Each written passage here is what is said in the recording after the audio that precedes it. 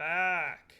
This is your dad's sport ball stream podcast newsroom. As you can see, I got the beautiful room behind me. And yeah, we're back. We took a little hiatus, two and a half weeks for some R&R, some rest and relaxation, but we're back. Tonight, we do not have Jeremy. We do not have Matt. It's just me, but don't worry. They'll be back. Hopefully this weekend we'll have another episode for you guys. But yeah, tonight, let's recap a little bit. We've had a lot of news coming in, a lot of football, basketball, and I just have, 4, maybe 5 kind of stories to, just talk through. Let's dive into some of the stuff that's been happening. With football, we're down with only 5-6 weeks left until playoffs, so things start heating up, stakes start building. And yeah, with that, also we have basketball as well. We got the NBA, about a little more than a quarter way through the season. So yeah, let's just start there. Let's start with basketball. Let's start with the Mavericks. Because in this show, we've talked a lot about the Lakers. We've talked about the Blazers, which actually we'll talk about more. And we'll talk about the Lakers more. Sorry if we got some other fans out there, but I gotta stay true to where the juice is, where the meat, where the meat of the drama is. And yeah, we'll start here. We got Jason Kidd, the coach, former player. He's a former player. Played for the New Jersey Nets, Milwaukee Bucks, and won a championship with the Mavericks against LeBron's Miami Heat back in 2011, I believe it was. And he just came over from the Lakers. He's a Lakers assistant head coach. And this past season, he came over to the Mavericks and to take over the job from Rick Carlisle. And try to get this team back on track. They got great stars. They have great talent. They have Luka Doncic, boy wonder. Shannon Sharp on Undisputed calls him Baby Bird, like Larry Bird. Doesn't quite have his three-point shot there. And is not playing up to Jason Kidd's expectations. So let's see what Jason Kidd had to say about Luka Doncic. Lean towards playing 5-on-5 a little bit more. You're not going to get any calls. There's a point in time in games, dead balls, to be able to talk to the officials. If we're lobbying for calls during live play, it puts us in harm's way. And just some things got to be a little bit more important. And I think we're going to get better at understanding as a team when to talk to the officials and when not to. Not just Luka. All right, so let's dig a little deeper with remote. So I did get that clip from ESPN. If only I knew how to edit videos and find videos that weren't made by ESPN. Thank you, ESPN, for providing this video meal that we are about to eat. But yeah, so you heard Jason Kidd. He's pissed that Luka Doncic is just trying to get calls. Like you can see in the video, he, instead of running back on these transition situations, where the Mavs come down and they're trying to, get a basket. Luka Doncic is trying to get a basket, doesn't get a call, and he's just arguing with the ref. And a lot of times the play doesn't stop. The other team will get the ball and bring it down to the court, to their side of the court, and that is what Jason Kidd's talking about. You can see him here. He's still chirping. And from what I've heard, the game has changed a lot, where players do that more nowadays than they used to. I mean, I'm only 25 years old, so since I've been watching, this has always been happening. I mean, Kobe Bryant was the classic. Kobe Bryant was the classic player who never would stop letting the officials hear it. And as a Lakers fan, we have LeBron now. LeBron does it all the time. But I never, there are definitely some times that I've seen LeBron be chirping it in the ear of the ref, and there's just like a 5-on-4 defensive play happening for the Lakers, and LeBron's just like talking to a ref. Or just like letting the play go, and he's just like, "Oh, we'll just concede a basket." That's what Jason Kidd's calling out Luka Doncic for. One thing is Luka Doncic is really good. He's sort of a boy wonder for the past 2 years. He's had the highest probability going into the season to get MVP. He has not gotten MVP. The Mavs have also gotten bounced from the playoffs the last 2 years, where they had high expectations and haven't quite lived up to them. And so there's also a little bit of speculation, like, what's going on with Luka Doncic in terms of mentally, partly physically too. Like we see here, Luka Doncic is talking about how he had a long summer. So he did play in the Olympics for the Slovenian team. I want to say, what is Luka Doncic's? Slovenian. And got him in like 4th place. And like the Slovenian team, I can't even name another player on the Slovenian team. And apparently he was relaxing too much or something. Here we can just hear this clip from Twitter about kind of his off season, how he wasn't really prepared to come into this season. Yeah, I think that's my thing. People can talk about it, yes or no, but I know I got to do better. I had a long summer. I think I relaxed a little bit, not taking care, but I got to be better. How do you feel like that's affected you so far this season? I don't know, I don't know. I had a long summer, like I'm saying. I had the Olympics, 3 weeks off, and then I said I relaxed a little bit, maybe too much, and I just got to get back on track. Yeah, so you can see there, he sounds a little disappointed, and rightfully so.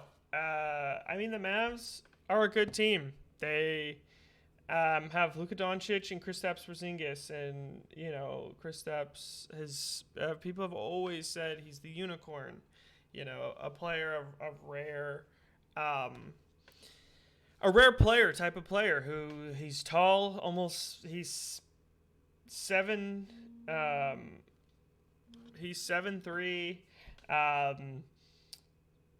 He's a tall player, but he plays like a guard where he can just shoot the lights out, shoot over anyone, but also get rebounds, 8 rebounds a game. Only down to 19.5 points. So he hasn't played like an all-star. I mean, he hasn't made an all-star team since he was with the Knicks. But they have a good squad, and they're below 500. And so people are wondering, like, what's going on here? And I think part of it is when you're the face of a team, people are going to look at you. People are going to look at you and be like, well, what's going on? Like they do with LeBron. And so I think it's a fair assessment for Luka Doncic to be getting some criticism. Like, his weight is 260, and he's like 6'3", or 6'5" or something. That's pretty big, and 30 pounds higher than his listed playing weight. And that's what people have noticed. He just doesn't. He's winded at the end of the games. I just watched this game last night before the Laker game, where they played the Nets, and they're up by like 17 points at one point in the second half, and they end up losing the game. And you could see it. He just lost steam. He just lost that steam to like keep on pushing and keep on going to like finish out that game. And so, it's just a team not quite living up to expectations. His points per game are down from last year. His 3-point percentage is never been great, but like for him shooting eight 3-pointers a game, he has to have a higher percentage than 32%. And a lot of players nowadays fall in love with the 3-point shot. Like LeBron is the same way, where they could drive every time and probably get like a really decent shot in the lane. But Luka Doncic, he's fallen in love with like the Steph Curry 3, where he's just shooting from the logo. Rick Carlisle, the old head coach, he used to play with, he used to coach the Mavs for a while. And he voluntarily just said, hey, I'm leaving. I'm out. I'm going to go coach for the Pacers. And left the Mavs. And there was some tension there between him and Luka. I think Rick Carlisle was like trying to... I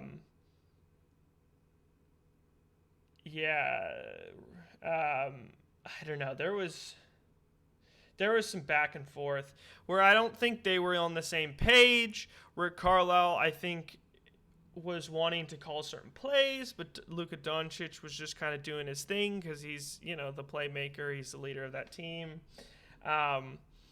And so that relationship just ended up, with Rick Carlisle's resignation and moving to the Pacers. So, people have suggested, is there a little bit of an attitude thing here with Luka Doncic, with that, with his problems with the coaches, and also, his foul calling, talking to the chirping with the refs, all that stuff. But he's young. I mean, I'm sure he's still immature. He's 23, he's 22, I think. Let's see. Yeah, he's 22. So there's a lot of time for him to grow and figure it out. He's such a dominant player, such a all-around talented player, rebounding, assisting, as well as scoring. So it's just, I think people want them to live up to the expectations, which they should be. I mean, they got to get past the first round. That'll be a knock on him until he does that. So that's the Mavericks. But let's switch over here to another topic. We'll go with the Blazers, since I mentioned them before. We always got to go back. Always got to go back to the Blazers because it's just getting more interesting as we go. And that's just all there is to it. So here we go. We have the Portland Trailblazers firing Neil Olshey. Olshey, I think, is how people have been pronouncing it. So I was pronouncing it wrong before. But hey, he's gone now, so it won't really matter. But he's gone. And I think before I had mentioned that there were investigations happening so this is the Portland Trailblazers GM. The Portland Trailblazers conducted an independent investigation to determine if he violated the team's code of conduct. And it was independently done. The league did not have jurisdiction in this, or was not led by the league. so they went in and they hired a law firm, and I'm sure they took testimonies, everything, to find out if there was a hostile work environment. And it sounds like there was. They said there was concerns around workplace environment by non-player personnel at the practice facilities. So they found enough here to fire him. They wouldn't. They said they're not going to release any of the investigation's findings, so we don't know exactly. But he's out, and right now the assistant GM is the interim GM. And so this also came after the president and CEO, Chris McGowan, stepped down last month after 9 years. So kind of an overhaul. I mean, CEO, president, GM, gone. They've got rid of Terry Stotts, the old head coach, who was there for a while. And, so kind of an overhaul. And for sports fans, especially basketball fans, you can see where this is going. And I don't like to brag because I'm a very, very humble person. But I feel like I kind of called this one. I think this is my first, big public career prediction.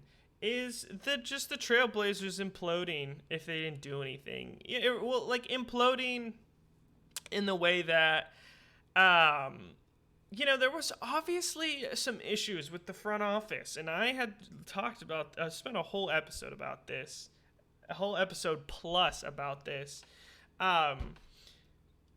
Where it's like the front office was just asleep at the wheel and just not making any moves to change up the roster year after year. They got bounced from the first round of the playoffs. And obvious disgruntled, Damian Lillard expressing his frustration, not doing anything still. And it's I'm not surprised. If it's did the Blazers also listen to my podcast? Because it's just so obvious. That's what I mean. Good organizations don't have these issues, and there's a reason they're bad. Is because you'll stay if you're making good moves, trades, free agency pickups, drafting good players, and have the results to back it up. But the Blazers didn't. And I think this is long overdue. I'm surprised it took this long.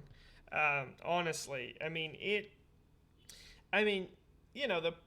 Blazers president been there for 9 years.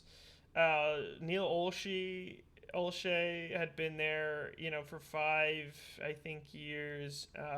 He was general manager 9 years for the Clippers.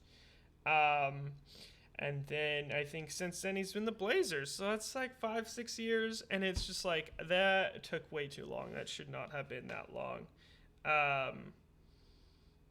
And so that's why I'm just confused why it took this long. But as long as it happened, I say good for the Blazers. Clean house.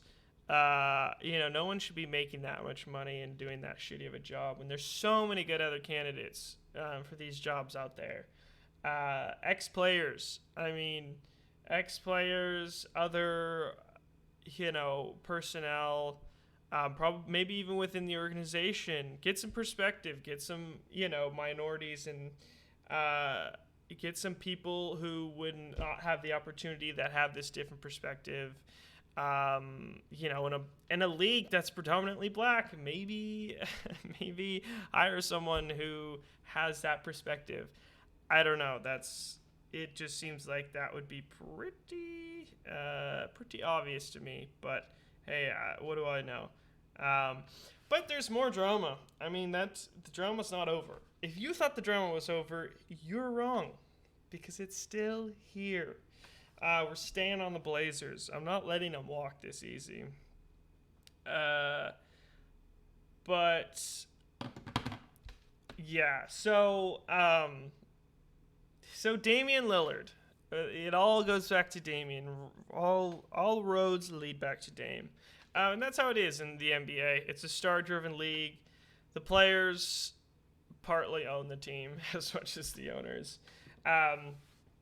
And after all this nonsense, this is what Dame has... There's been... So it's this weird thing where Damian Lillard isn't like coming out and saying this in interviews, but it's kind of getting like leaked out here. There's reports, there's rumors. A lot of times the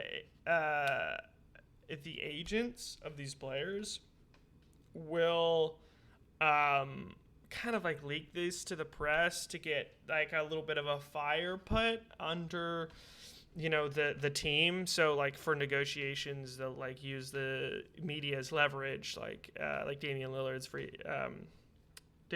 agent will do stuff like this. But who knows? But apparently Damian Lillard wants a 2-year, $107 million extension. And this is interesting because Damian Lillard is having the worst season he's had in a while. I mean, he has been freaking dynamite. 2 seasons ago, he averaged 30 points, 8 assists, 4 rebounds, on 40% shooting. That's pretty freaking good. That's pretty freaking good. But this season, he's down to 21 points per game, 7.8 assists, 4 rebounds, shooting 30%. 30% from 3. On 9 a game. So I've talked a lot of smack about Russell Westbrook, and I'll get to this in a little bit get to the Lakers, but that's lower than Russell Westbrook shooting. That cannot happen, Damian Lillard. And I think it goes back to the episodes I've done in the past. Like Lillard, when a player is not in a spot that he wants to be in, his numbers can really dwindle. We've seen it other places. Like Anthony Davis wanted to leave the Pelicans, James Harden in Houston. I'm sure you can find others, but it's hard to find the motivation to be like, I'm going to give this my all, even though I don't really want to be here. And I think there's a part of him that doesn't want to be there as the team's currently constructed. I think he's loyal. It doesn't mean you're not loyal, Damian Lillard, and that's his big thing. He wants to be loyal. At some point, you got to be loyal to yourself. Like, I think he's shown he's a loyal dude. Like, I don't know. It's not a coincidence that he's having his worst year since his, third year in the league. I just think it's pretty obvious he's not happy there. And why would he? The Blazers are going down and the ship is sinking and people are jumping out, or either jumping out or getting pushed out. With respects to Neil Olshey. But the president just left. I mean, the Blazers president was just like, I'm out of here. I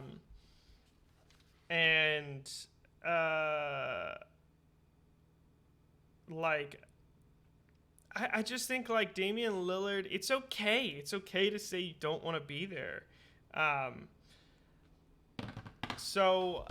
He hasn't said anything, but there's all these kind of hints and rumors, these, breadcrumbs that are being put out. Like he wants this extension, and it's just a lot. I mean, that's $50 million a year extension and it's not like he's been playing well. He hasn't been playing well. So from an organizational standpoint, the Blazers are like, why would we extend that? Why would we give you that extension, that huge extension, when you're not playing well? And it's just interesting. I'm not like totally. I mean, I think what's going on here is Lillard is leveraging right now. He's sorting his options and he's leveraging, saying, I don't want to be the bad guy. I don't want to seem disloyal. But I'm not thriving here in Portland on this team. So if they just give me a shitload of money, okay, I'll stay and I'll just deal with it. So I'm just going to give them a crazy extension offer and just see what they do and then put it in their court. And that way, if they deny this extension, then the blame is put on the Blazers, not him. And so he can kind of get out of Portland without seeing like it's his fault and maybe put the blame on the organization instead, is my guess.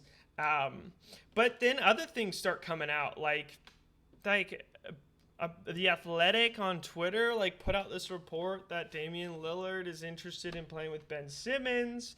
Of course, Ben Simmons saga is still happening. He's still not playing. He's still, I don't know, he's just in the ether there in Philly, not doing anything. So, fuck, yeah, I mean, the reason for this too is the Blazers are the worst defense, have the worst defensive rating in the league. And part of it, I think, is Ben Simmons is a really good defensive player. He's not bad on offense, but he has some issues, but defensively, he's good. There's The Athletic reports that Lillard has grown frustrated with Portland's performance, and there's tension between him and Chauncey Billups. But Lillard, has shot this down. It's hard to tell what's real and what's not, and what's put out by who. This happens all the freaking time, where you're just half the time you're like, is this actually coming from Lillard or is this coming just from some person at The Athletic? But more times than not, I feel like this stuff actually does end up becoming somewhat true. And it leads to something happening, like with Lillard, if he's going to get traded or if he's going to force his way out. And so then there's this. McCollum has a collapsed lung from a rib contusion. And so he's out indefinitely. And he's Lillard's right-hand man, but I mean, he's, 24 and 4 assists and rebounds. He's not, and I've said in the past, CJ McCollum cannot be the second best player on a championship team. It just will not happen. I don't even know yet if really Lillard can necessarily. Lillard has had his troubles in the playoffs, and CJ McCollum too. So, I know the only problem is people have said, well, why don't they trade CJ McCollum for Ben Simmons or something? One, I don't think Philly necessarily that's their goal is CJ McCollum. They're looking for something more. And two, CJ's not that good. And even if, here's the thing also with the Ben Simmons trade is even if they get Ben Simmons, and a lot of, sportscasters have said this, or analysts have said, why, is that trade going to do anything for the Blazers? It might. I think it could. I think actually it could. I think they could get to, middle of the pack and get out first or second round. But that's what they've done in the past. And I talked about this in the episode about the Blazers before. I was like, this is the Blazers' time to trade Lillard. Like, Lillard is obviously just gonna have a huge price tag. I mean, he's already expressed that. And they're gonna overpay for him when he's not at his best. And end up middle of the pack like they always do. Or they can just be like, dude, let's hit the reset button.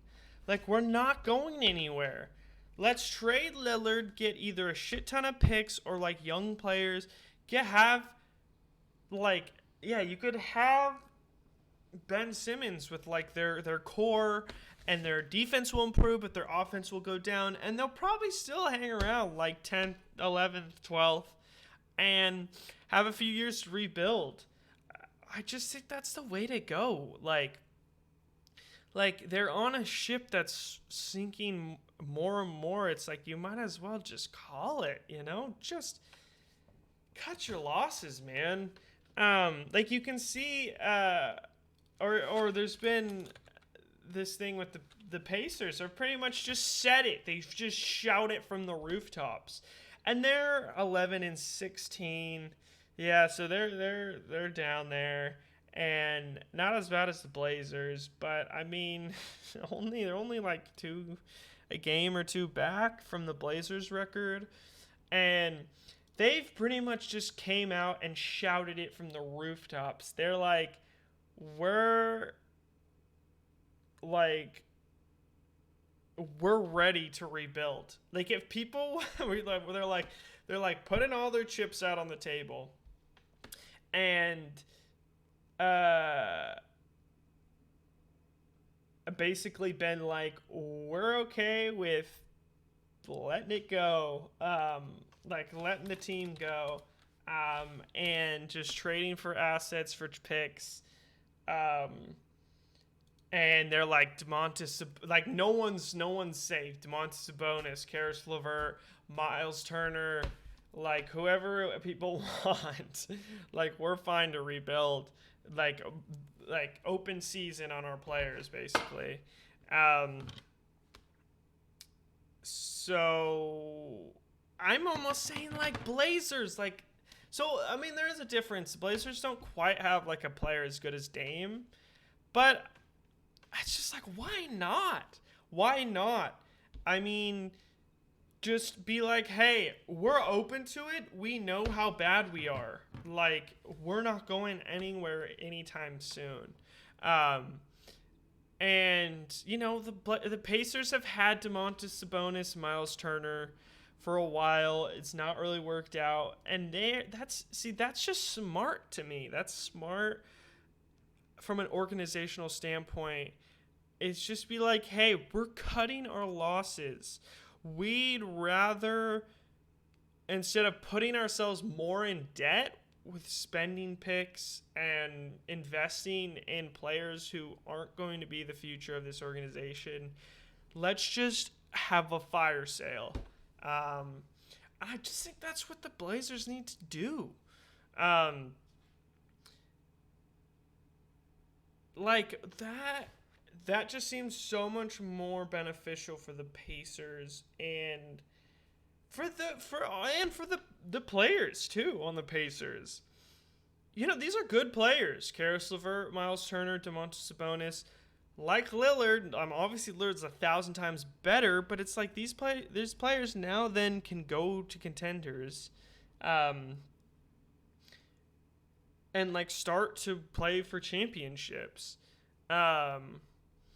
And the way the draft's set up is like, you've got a good shot once you start tanking to get good picks, and you can start stockpiling picks. Nowadays, teams will just trade like the next 10 years of picks for like a player who's like pretty good now. Like you saw the Clippers did with Paul George, the Rockets and the Wizards did with Westbrook. So, yeah, I just think, like, and it'd be good for Lillard. Like, Lillard, if he got traded somewhere like the 76ers or elsewhere I just think he would look back and be like, that was the right thing for me. Maybe my fans will be upset for a while, but they'll get over it. They'll be fine. I mean, like, if they're true fans, Dame, like, they'll follow you no matter where you go. And they'll be happy for you if you're happy. So that's my take on it. And I just think the Blazers would be a lot more exciting team if they adjusted expectations and, hit the reset button and built with a young team. Young players are really fun to watch. They might not win a lot, but they're super fun to watch. So that's my rant on the Blazers. The Blazers' whole drama is the gift that doesn't stop giving, man. I could keep up with this forever. But let's switch over to let's switch over to some football, because obviously there's been a lot happening, and this will kind of be like our last topic for the night. But we gotta get some. There's been plenty to talk about with the football. Let me see. So, football. We got 6 weeks left. Wait, do we have 6 weeks left? How many weeks we got? NFL season. Week 14. And there's how many weeks? Let me check. Just gonna click on a team. Patriots only have 4 more games, so there's 5 weeks because I'm pretty sure they have a bye. Let's see. Yeah, so 5 weeks, and then we got playoffs, baby.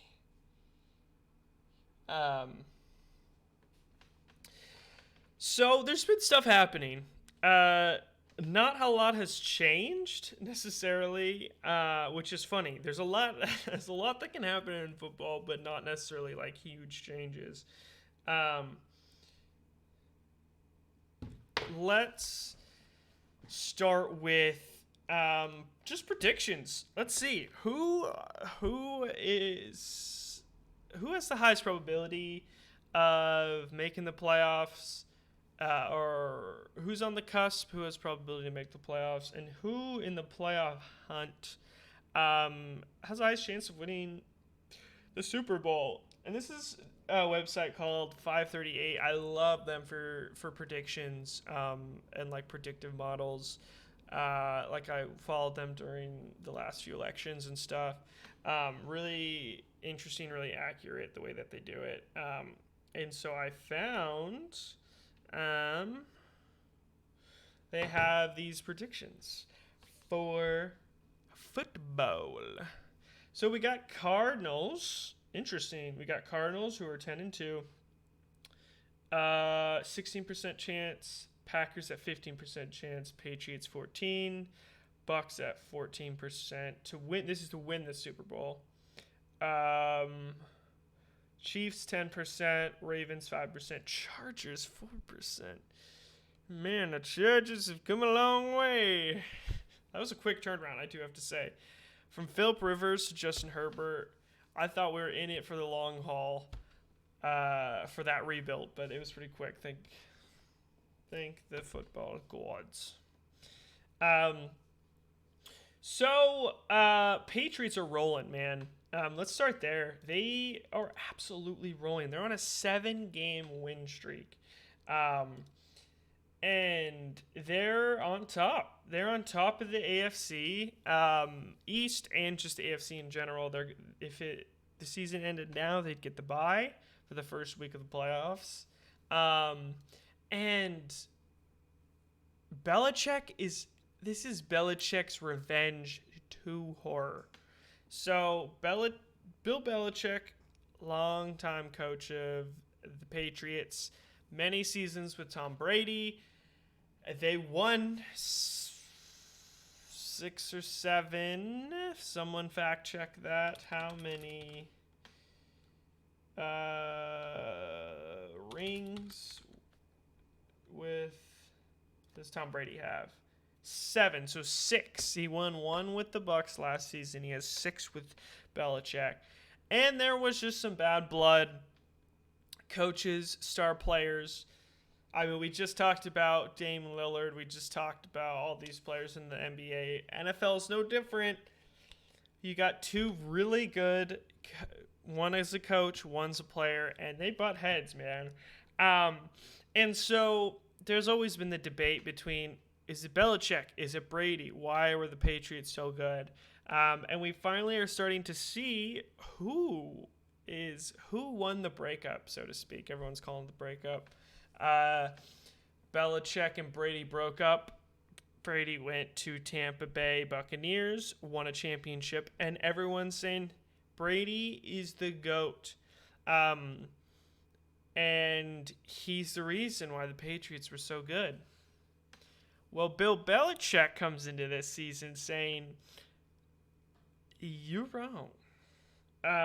They started out 2-4, and now they are 9-4, on a 7-game win streak, and they are rolling. And Monday night they beat the Buffalo Bills, which was a tough game because the Bills are Patriots, longtime rival in the same division, and the Bills were like, we could close this gap on the Patriots, and the Patriots won the game. I mean, that's a huge marquee matchup, and they did it in the most boring way possible for a football fan. A new age football fan, because old football fans will be like, well, they run the ball like we used to do in the olden days. But they didn't. They passed it 3 times. Mac Jones, pictured right there, only passed it 3 times.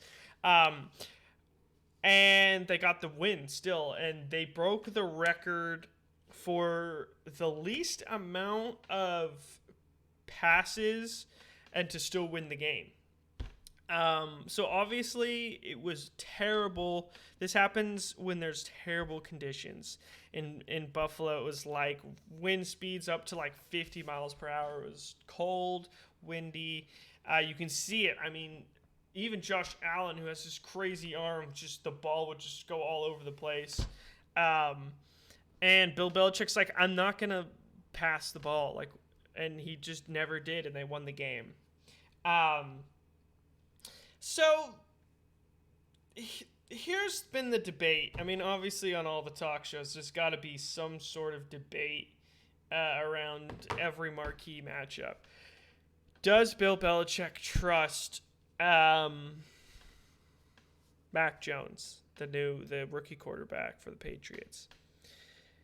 I just don't think he does. And I think that's okay. People have been like, well, no, it's just like he didn't need to pass the ball. Yeah, they didn't need to necessarily, but it was a close game. It was 14-10. And if it wasn't for a field goal that was missed in the second half by the Bills kicker, it would have been a closer game. It would have been just a 1 field goal game difference.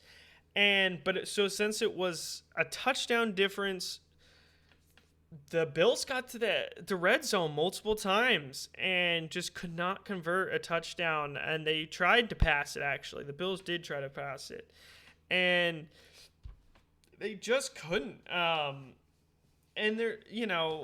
there's some talk like Josh Allen isn't that guy. I honestly kind of agree. But there were terrible conditions. But my argument is like they could have easily lost this game, and the narrative would have been so different. People would have just been like, "Oh, well, why did they run it the whole time? And it was literally like, it was crazy. I've never seen this before, but they were just lining up every time in this like 6 like linebackers, and it was just like they're gonna run it, and the Bills knew it, and they just could not stop it. And it was a crazy game. I mean, it's something I've never seen it before. Let me see if I can. I just want to pull up, see if I can get like the Josh Allen throws versus the Patriots. I just want to see the Josh. So they had plenty of opportunities though, but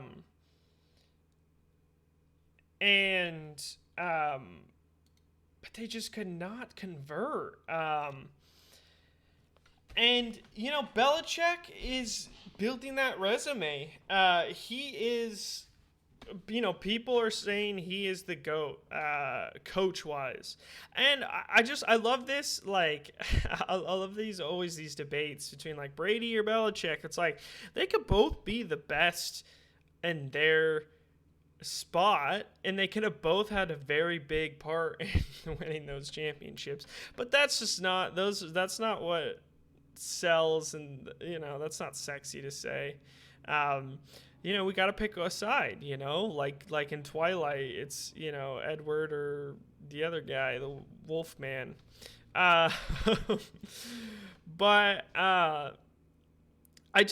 it was this like well-oiled machine of unstoppable Belichickian football. Which is just like, even if you think you know what we're going to do, we're still so good at it that we're going to do it well enough to win the game. And they did. I mean, you can see that breakaway there. You know, they went for the 2-point conversion up by 8. And but it's funny. People are saying like, talking like the Patriots totally embarrassed the Bills' defense by just continuing to run. There was some of that for sure. Like, definitely. Like, the Bills probably should have gotten some more of those stops when they know the run's coming, because they're a good defense. I mean, they're like a top 5 defense. But,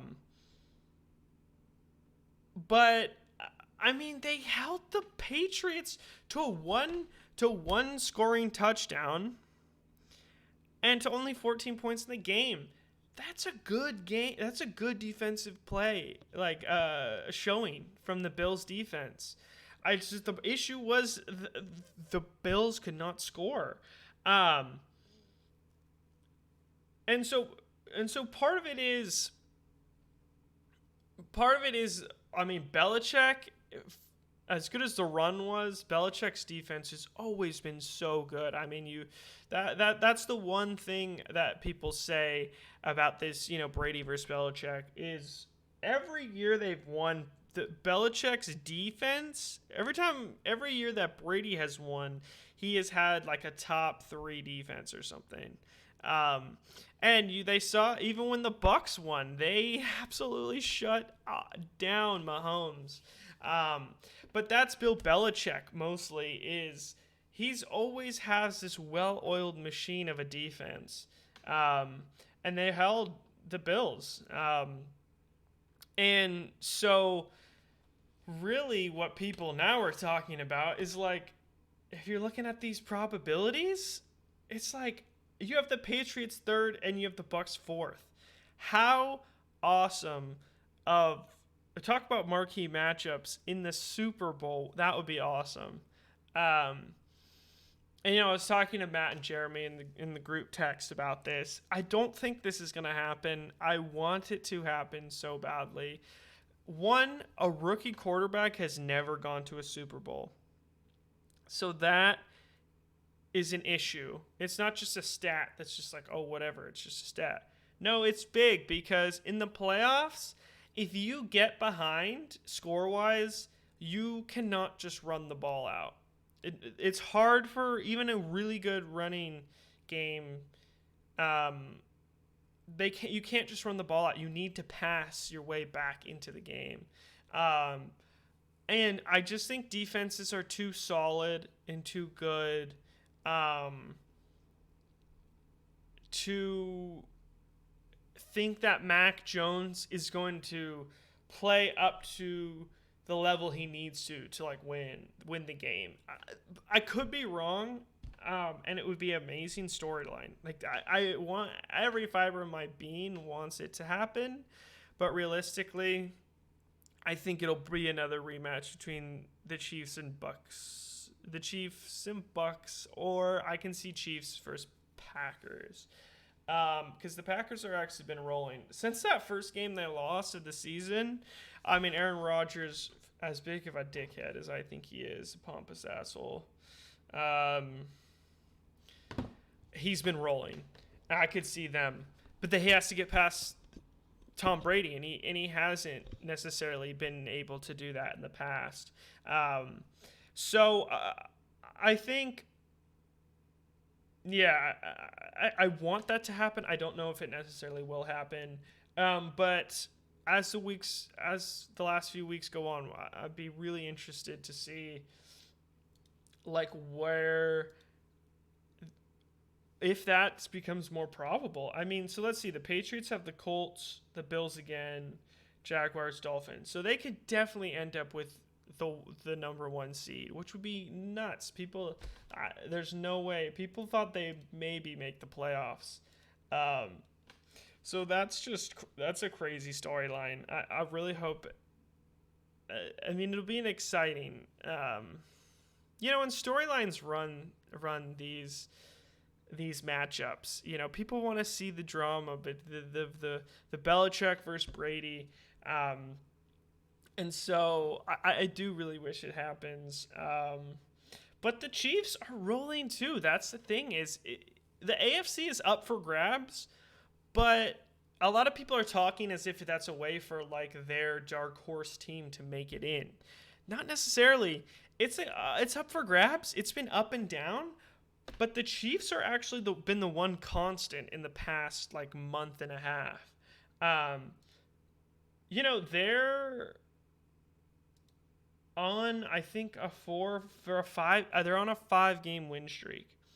Their defense has looked amazing. I think in that win streak, they have the same points per game as the Patriots, which is like number 1 in the past 5 weeks.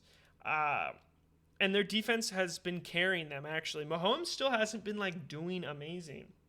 I mean, last game threw for 184 on 50% completion, no touchdowns, 1 interception. 260 against the Cowboys the week before that, no touchdowns. So the last 2 weeks, Mahomes has 0 touchdowns. He's too good for that to be his stat line, man. He was good against the Raiders. He got 400 yards and 5 touchdowns. That was amazing. But then the game before that against the Packers, he was 166, only 1 touchdown. So he hasn't been himself. I mean, he really hasn't. Right now, he's got 3,300 yards, 25 TDs, 12 interceptions, which is good for an average. Is good for the average quarterback, but not good for the average homeboy. He's way better than that. I mean, you can see when he won MVP, he ended the season with 5,000 yards on 66% completion, 50 touchdowns, 12 interceptions. And he already has 12 interceptions. So he's not playing like himself. And they have tough games. I mean, they have the Raiders, the Chargers, the toughest of games. Steelers, Bengals, Broncos. But I think I could see this happening. I can see them pulling like a similar situation to the Buccaneers last season. So at the end, after they had their bye and they had the like last quarter of the season, they went on a roll. They went on a tear, and they lit the fuse and carried that to the playoffs, and then they just steamrolled. And so I can kind of see the Chiefs going that way. I think Mahomes needs to get better, though. The Mahomes we're seeing now is still, I don't think, good enough to get them to the Super Bowl. He needs to play more like the Mahomes of old, and it doesn't need to be like 400 yards. Just get like a solid 300, two or three TDs, no interceptions, please. That definitely has to stop. And I could see them going to the Super Bowl again and kind of having that same like end of season run as the Buccaneers had last postseason.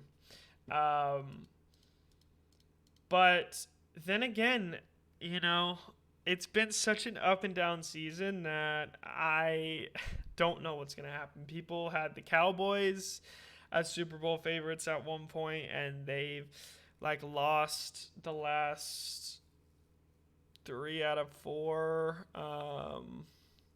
or 2 out of 3. And it's just every team seems to kind of be going up and down. Cowboys have lost the last 2 out of 3. They dropped out of favor. It's funny, no one still talks about the Cardinals. And I didn't even talk about them as if they're serious contenders. I just think it's because they're young. And from watching basketball and football, young players have a really hard time performing up to their standards during the playoffs. It's just such a different feel. And like Kyle Murray is young, and DeAndre Hopkins, I want them to make a deep playoff run, but I wouldn't bet my money on them to make the playoffs. Excuse me, they're gonna make the playoffs to make it to the Super Bowl. And Kyler Murray just got off the injured reserve list, so he's prone to injury. So keep an eye out. Cardinals could be the dark horse. I really doubt it, though. I think I'd put more trust in the Patriots, honestly, making the Super Bowl than I would the Cardinals. Just because Belichick is just he's one of the best football coaches I've ever seen. So you don't bet against Belichick or Brady. And that's where I think people are like, if you don't bet against Belichick or Brady, how do other teams make the Super Bowl? So fingers crossed. That would be awesome. Well, I think that'll wrap up our show. We'll hopefully be back. Maybe even tomorrow. I saw Matt and Jeremy texting. So maybe we'll do an episode tomorrow or this weekend.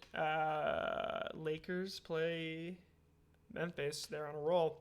Memphis is on a roll. Lakers hopefully soon to be on a roll. So make sure to catch those games and catch the next episode of the podcast and stream. So everyone make sure to tune in. But yeah, that'll be it for the show, and have a nice night, and we'll see you next time.